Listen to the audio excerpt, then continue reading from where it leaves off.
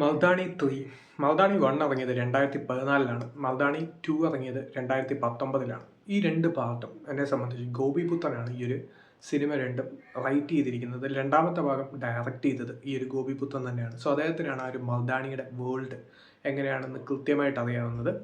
പക്ഷേ ഈ ഒരു ഫസ്റ്റ് പാർട്ട് ഡയറക്റ്റ് ചെയ്തത് പ്രദീപ് സർക്കാരായിരുന്നു. അതും അത്യാവശ്യം നല്ലൊരു മൂവിയായിരുന്നു. സെക്കൻഡ് പാർട്ട് ഡയറക്റ്റ് ചെയ്തത് ഈ ഒരു ഗോപി പുത്തൻ തന്നെയാണ്. സോ അങ്ങനെ പോകുന്ന ഈ ഒരു ഫ്രാഞ്ചൈസിലോട്ട് പുതിയൊരു ഡയറക്ടറാണ് മൂന്നാം ഭാഗത്തിൽ എൻ്റർ ചെയ്യുന്നത്. ജനുവരി 30 ആയിരുന്നു ഈ ഒരു മൂവിയുടെ റിലീസ്. സോ റാണി മുഖർജിയുടെ ഒരു വലിയൊരു ഫ്രാഞ്ചൈസ് തന്നെയാണ് മൽദാണി. കാരണം ആ ഒരു ഫ്രാഞ്ചൈസിന് ഒരു ഫാൻ ബേസും കാര്യങ്ങളൊക്കെ ഉണ്ട്. കാരണം എല്ലാ പടത്തിലും വരുന്ന സ്റ്റോറീസ് ഈ ഒരു സ്ത്രീകൾക്കെതിരെയുള്ള ആക്രമണവും അങ്ങനെയുള്ള സംഭവങ്ങളും ഓക്കെ എങ്ങനെയാണ് ഈ ഒരു ശിവാനി റോയ് എന്ന് പറയുന്ന ഈ ഒരു ഓഫീസർ എങ്ങനെയാണ് നേരിടുന്നത്, അതിനെതിരെ എന്തൊക്കെ സ്ട്രാറ്റജീസ് ആണുള്ളത്, അതെങ്ങനെയാണ് ആ ഒരു അന്വേഷണത്തെ കണ്ടുപിടിക്കുന്നത്, അതൊക്കെയാണ് മെയിനായിട്ട് വരുന്ന മൽദാണി 3 മൽദാണി 1, 2 പോലെ തന്നെ 3 വരുന്ന സംഭവങ്ങൾ അതൊക്കെ തന്നെയാണ്. പക്ഷേ ഈ ഒരു മൂവിയുടെ ഫസ്റ്റ് ആ ഒരു റാണി മുഖർജിയുടെ ഇൻട്രൊഡക്ഷൻ കാണുമ്പോൾ തന്നെ നമുക്ക് മനസ്സിലാവും ഈ ഒരു സിനിമ എങ്ങോട്ടാണ് പോകുന്നതെന്ന്. ആ ഒരു 1, 2 അപേക്ഷിച്ച് വലിയ ക്വാളിറ്റി ഇല്ലാത്ത മൂവി എന്ന് നിസ്സംശയം പറയാവുന്ന ഒരു മൂവിയാണ് മൽദാണി 3. സോ ഈ മൂവിയുടെ പ്രധാന പ്രശ്നം എന്താണെന്ന് വെച്ചാൽ മൽദാണി 1 2 നല്ല വില്ലന്മാരുണ്ടായിരുന്നു. എസ്പെഷ്യലി സെക്കൻഡ് പാർട്ടിൽ വിശാൽ ജിത്തുയുടെ കിടിലം പ്രകടനമാണ്. എല്ലാവരെയും ഔട്ട്ഷൈൻ ചെയ്ത ആ ഒരു കിടിലം പ്രകടനം ഉണ്ടായിരുന്നു സെക്കൻഡ് പാർട്ടിൽ. പക്ഷേ തേർഡ് പാർട്ടിലോട്ട് വരുമ്പോൾ ഇതിലെ വില്ലന്മാരൊക്കെ സീരിയസ് ആയിട്ട് വന്നിട്ട് കോമഡി ആയി പോയി എന്ന് മാത്രമേ പറയാനുള്ളൂ. കാരണം എന്താണെന്ന് വെച്ചാൽ ഇതിലെ മെയിൻ ഒരു ക്യാരക്ടർ ഉണ്ട്, ഒരു നെഗറ്റീവ് ക്യാരക്ടർ.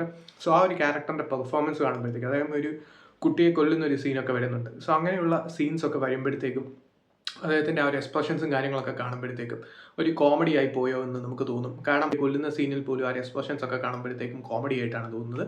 സോ അങ്ങനെ പോകുന്ന ഒരു സിനിമയാണ് മൽദാണി 3. അതായത് ഇപ്പം ഫസ്റ്റ് ഹാഫ് നോക്കുവാണെങ്കിൽ ഫസ്റ്റ് ഹാഫ് സെക്കൻഡ് ഹാഫ് വെച്ച് നോക്കുമ്പോഴത്തേക്കും ഫസ്റ്റ് ഹാഫ് കംപ്ലീറ്റ്ലി ബെറ്റർ ആണ്. പക്ഷേ സെക്കൻഡ് ഹാഫിൽ വരുന്ന സംഭവങ്ങൾ എങ്ങനെയാണ് ഇവർ പിടിക്കുന്നത്, അങ്ങനെയുള്ള പല പല സംഭവങ്ങളൊന്നും വർക്കൗട്ട് ആയിട്ടില്ല. അതിനോട് തന്നെ ഷെയ്ത്താൻ എന്ന് പറയുന്ന മൂവിയിൽ അഭിനയിച്ച് ജാൻകി ബോഡിവാലയും ഒരു കംപ്ലീറ്റ്ലി ആ ഒരു ടാലൻറ്റ് യൂസ് ചെയ്യാൻ പറ്റാതെ പോയതുപോലെയാണ് തോന്നിയത്. അതും സിനിമയുടെ ഒരു പ്രധാന പ്രശ്നമാണ്.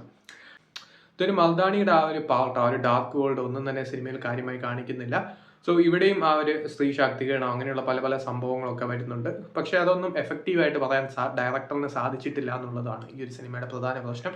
സോ പെർഫോമൻസ് വൈസ് വരികയാണെങ്കിൽ വില്ലന്മാർ നേരത്തെ പറഞ്ഞ പോലെ തന്നെ യാതൊരു ഇമ്പാക്റ്റും ഉണ്ടാക്കാതെ പോയ പെർഫോമൻസ് ആണ്. കൂടുതലും കണ്ണ് തുറച്ച് നോക്കുന്നതും അങ്ങനെയുള്ള പല പല സംഭവങ്ങളും ഇടയ്ക്ക് ചിരിക്കുന്നതും അല്ലാതെ കാര്യമായിട്ടുള്ള ഒരു പെർഫോമൻസ് അവരുടെ ഭാഗത്തുനിന്ന് വരുന്നില്ല. പിന്നെയും റാണി മുഖർജിയുടെ പ്രകടനമായിരുന്നു, അല്ലെങ്കിൽ ആ ഒരു സ്ക്രീൻ പ്രസൻസ് ആയിരുന്നു ഒരു പരിധി വരെ സിനിമയെ പിടിച്ചു നിർത്തിയത്. പക്ഷേ ഈ ഒരു ചോദ്യം ചെയ്യുന്ന സീക്വൻസ്, ദേഷ്യം വന്ന് ചോദ്യം ചെയ്യുന്ന സീക്വൻസസും കാര്യങ്ങളൊന്നും വർക്കൗട്ട് ആയിട്ടില്ല.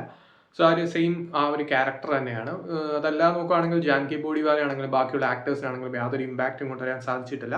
സോ നേരത്തെ പറഞ്ഞ പോലെ തന്നെ ഗോപി പുത്തനാണ് ഈ ഒരു സിനിമ സംവിധാനം ചെയ്തിരുന്നെങ്കിൽ മേ ബി ഔട്ട്പുട്ട് വേറെ ആയിരുന്നു. കാരണം എന്താണെന്ന് വെച്ചാൽ അദ്ദേഹത്തിൻ്റെ ആ ഒരു ഡാർക്ക് വേൾഡ് എഴുതുന്ന രീതിയാണെങ്കിലും ആ ഒരു സെക്കൻഡ് പാർട്ട് ഡയറക്റ്റ് ചെയ്ത രീതിയാണെങ്കിലും എല്ലാം തന്നെ വളരെ അടിപൊളിയായിരുന്നു. പക്ഷേ ഇവിടെ യാതൊന്നും എടുത്ത് പറയാനില്ല ഈ ഒരു മൂവിയെക്കുറിച്ച്. Mainly most of the people വേണമെങ്കിൽ സ്കിപ്പ് ചെയ്യാം ഈ ഒരു മൂവി. കാരണം ആ ഒരു ഇമ്പാക്റ്റും കാര്യങ്ങളൊന്നും തരാത്തൊരു മൂവിയാണ്. സോ താല്പര്യം കണ്ടു നോക്കാം. കണ്ടു നോക്കിയിട്ട് നിങ്ങളുടെ അഭിപ്രായം പറയാം.